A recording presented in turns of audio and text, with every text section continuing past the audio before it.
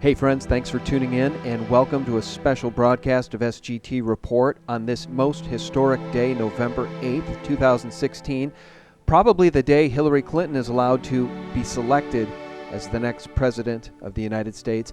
I hope not. We're having this conversation around 3 p.m. Central Time in the United States, and my guest is Lior Gantz from wealthresearchgroup.com.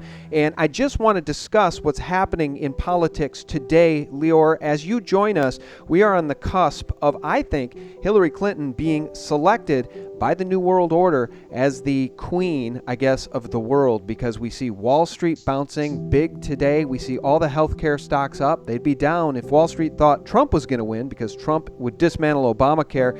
Anyway, welcome to the show, Lior. You join us on a historic day. Thank you for having me. Well, let me ask you this right out of the gate. What do you make of the political landscape as you see it, sitting offshore, looking back at the mess this country's in? What do you make of politics as you see it?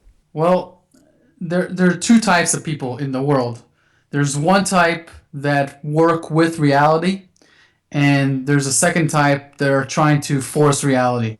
And the people who are trying to force reality are pushy, and they're annoying. And if that character cocktail is basically cocktailed with ambition and force, you get politicians that are like Hillary Clinton. Basically, she is the centralized cog in a worldwide net of shadow interest groups. I've read so many of the emails released from WikiLeaks, and it's insane how much she is like a face of these international groups that have no international borders. That they have no respect for any nationality. They just trying to force their reality at the expense of everybody else, and damn the cost. So it would be a shock to me if this wasn't a Hillary win. It's just so rigged in her favor. I'm talking about the big levels. If Donald Trump happens to win, the kind of pressure that will be put on him will dwarf anything he's used to in the real estate business. He won't even believe, coming from the business world, which is supposed to be whales and sharks and corruption. He won't even believe what's happening when he lands in Washington. Yeah. So I would be very, very surprised if she doesn't win. She just has this this interconnected network that's just trying to force her will on the planet. Whatever they want to do, they accomplish in whichever means they need to do. Yeah. Well, it's interesting, too, because the Clintons have such long-time ties to, the CIA, a deep relation with the CIA through George Bush. John Rappaport has recently written about it. I've talked about it often, including the drug running out of Mena, Arkansas, under the watch of George Bush's CIA. And I've always said that the Bushes made the Clintons. And so this is an unveiling of the shadow government. All Americans can now see very clearly, especially those of us that are following WikiLeaks, we can see the shadow government no longer in the shadows.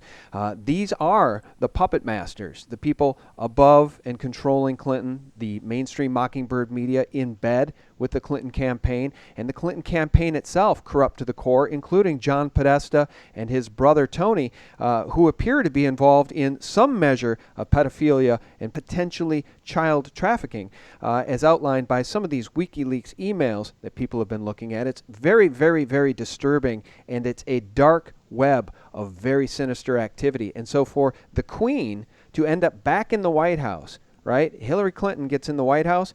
It's really the end of our republic. I mean, at this point, I guess, Lior, it's very evident that we have a banana republic run by a shadow government. Well, the interesting thing about the U.S. is it's so large as compared to other countries that people can get away with so much and cover it up. And in a smaller country, like in a European country like a Switzerland or an Austria or a Czech Republic, where there's 5-10 million people, the kind of cover-ups that agencies and contractors do in the U.S., it would not fly. So Hillary Clinton would be serving jail time in smaller countries. That's for sure. She Yeah. won't be able to cover up what she did during her and Bill's rise to power. I agree with you, but we have no rule of law in this country, and Correct. the DOJ is a captured asset of the White House in this country, and so they don't even have to hide her crimes anymore. Her crimes are in the Sure. wide open. We all see Sure. them. The problem That's is there's no justice, so it doesn't matter. Her look. crimes can be now committed in the wide open, and everyone Sure. knows the FBI can't do anything about it. The DOJ won't do anything about it, so the Sure. corruption will just continue. Sure, I'm looking at this from outside the U.S. It's very clear that the average person doesn't know what's going on. It's truly one of those remarkable things that if you just ask the average person who doesn't go online and researches information, he doesn't know this. He knows whatever the mainstream media tells him, Right. and that's the reason why this is such a, I don't know how to call it, but it's like a dual-faced world where those who know what's going on are kind of frustrated with those who don't see what's going on, and the majority of people do not see what's going on. They got the voting power, and so. Yeah, you're probably gonna get a Hillary win. We'll know in a few hours. Yeah, well, and let me jump in just so people know, and I know our listeners are following this closely, but we know about the Soros-controlled voting machines in this nation. So many of them can trace back to Soros and Soros-related organizations. We have this fraction magic, which has been uncovered by black box voting, and we know that machines are refusing to allow a vote for Trump in Pennsylvania as we speak. Meanwhile, we have Dabu reporting voting machines down across the country, multiple states reporting issues because of the nature of the electronic voting. In so many of these cases, Lior, in this case, there will be no paper trail and there will be no real ability to do a recount. So literally, they will be able to, quote unquote, select Hillary Clinton and put her back in the White House. And I want to ask you this. What will that mean for Wall Street and central banks? I think a Trump victory would have meant a crashing stock market, and the brainwashing mechanism that is Wall Street is now trying to make everyone cheerful. There's going to be a Hillary victory. Everyone cheer up. Stocks are going to go up. Sure. Listen, Sean. Here's my take of this. Once she's in, she can do. She'll be able to have much more flexibility in what she wants to do when the system starts to unravel further. Meaning, Donald Trump would not be able to say, "Hey, let's go to war to divert the attention from the economy." Hillary Clinton, no problem, easy.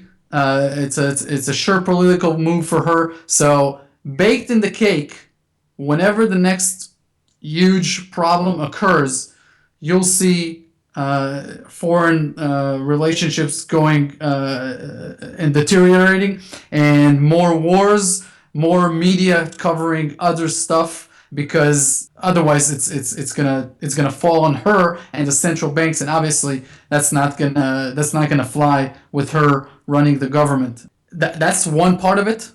Remember, if when the next huge problem in the economy occurs, think of what I just told you. There will be fighting, wars, anything that diverts the attention from what's going on in the economy. And if that isn't enough, she will be able to create far more broader economic stimulus plans than anyone before her, because it's so out in the open, and the consensus is so inside the media will back her up, that she will be able to do whatever she wants. She'll do exactly what the Rothschilds want. We know that Sure. she's a Rothschild puppet. She's benefited from $100,000. Well, we've got the emails. She literally is good friends with Lady Rothschild. And so she literally is a puppet of these central banks. So you're absolutely right. She will not have a mandate from the people. She will be the most illegitimate president in the history of this republic, because everybody knows about her perjury, her corruption, and her treason. But the central banks don't care. Wall Street doesn't care. They're in bed with her, and they're in bed with her on the treason. So she will have a mandate not from the people, but from the central banks to print, print, print, and take us to more war. Sure, it's a done deal It's a done on deal. that regard. Oh, I'm sorry. Sure. One more thing. If Trump wins, stocks plummet. If Hillary wins, stocks go back to the moon in this rigged market. I'm sorry. Go ahead. Yeah. What I want to add further is this: the economic conditions right now in the U.S. are very deflationary because money velocity is at its lowest that it's been in several years. And so when she comes into office, if she does, then the central bank is the only entity that's enforcing monetary policy for the last 8 years. The Congress has not been doing any fiscal activity. It is not regulated, taxed, or created new laws. So I'm telling you, expect Congress to start allowing the Fed to buy stocks on the open market. That's coming next because the stimulus QE programs have not created the kind of stimulus that they wanted. Zero interest rates have not done it as well. They're going to have problems lowering interest rate into negative territory in the U.S. after pushing for higher rates for so long and saying, hey, the economy is doing fine.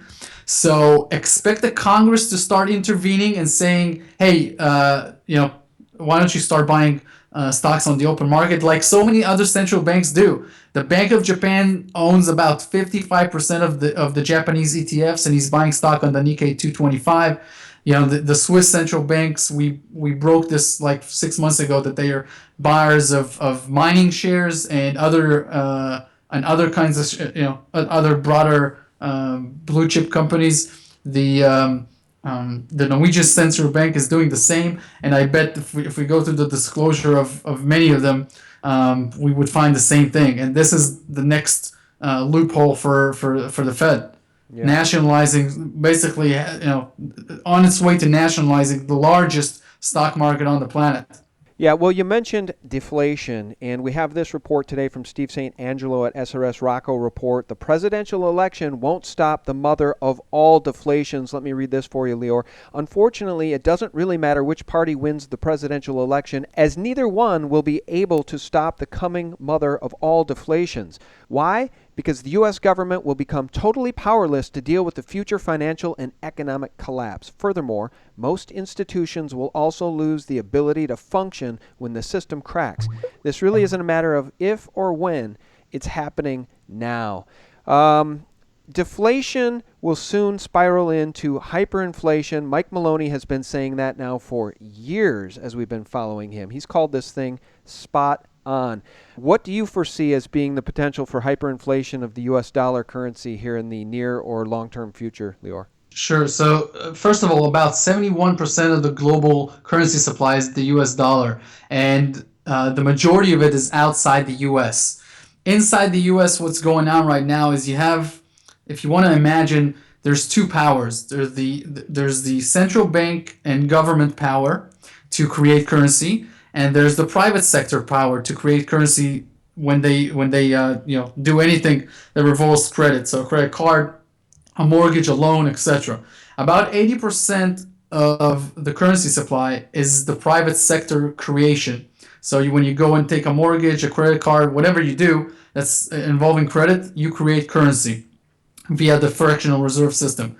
And only about 20% is governmental. That's why their entire stimulus plans do not create the sort of immediate inflation that people imagined it would. They say, hey, money is being printed, inflation is coming. It's not that simple because 80% is the actual private sector. And what they're trying to do is they're trying to create more currency on their end, so this 80-20 balance would go in their favor a little more, and money will start moving throughout the economy and get velocity.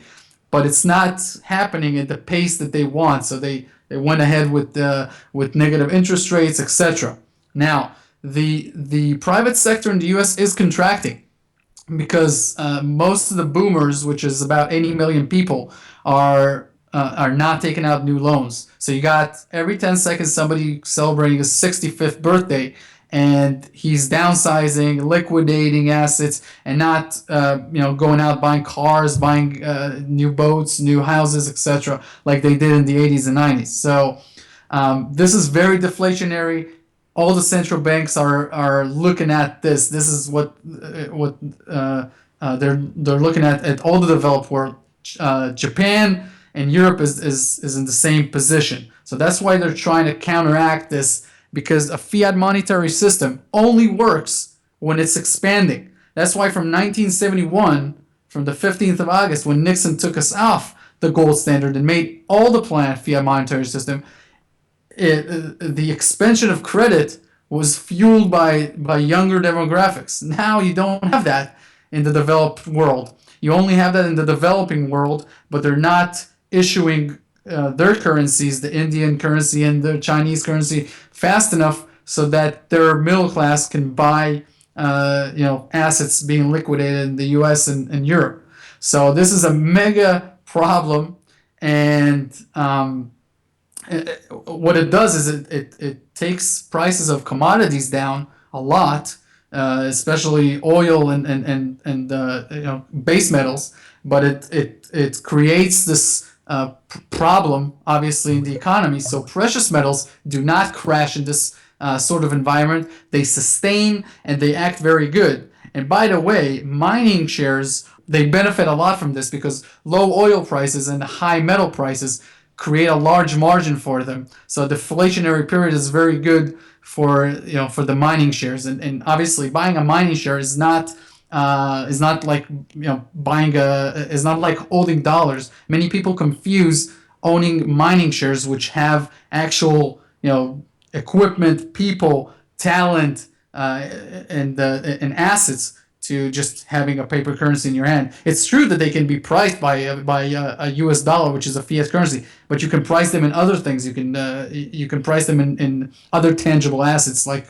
real estate, gold bullion, etc., whatever you want. So anyways, a very problematic deflationary period. And since no central banker, think about this, Sean, no central banker in recent history since 1971 has ever had to deal with this sort of situation. So there is no guidebook, there is no playbook. They're working this as they go. If you listen to their interviews, then you'll understand this. They're saying, hey, as long as negative interest rates work, we'll continue. Once they don't work, they need to come up with something else. This is ridiculous, and that's why a lot of institutions globally are saying, hey, we need to divert from this system and use either gold, silver, or other type of safe haven currencies. And there's many savvy strategies that the institution use.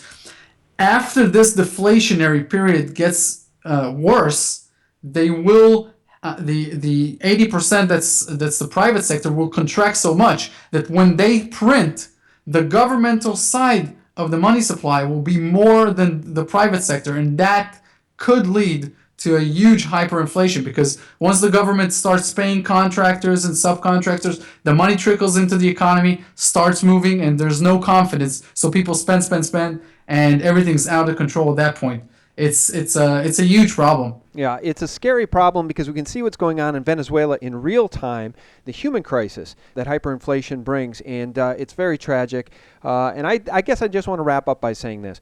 We can see the epic criminality and treason, an endless litany of crimes being committed by Hillary Clinton and her cohorts at the DNC through these Podesta email links. And we know her ties to the Wall Street banking establishment and to the Rothschild family themselves, including Evelyn Rothschild, with whom she's friends and has corresponded.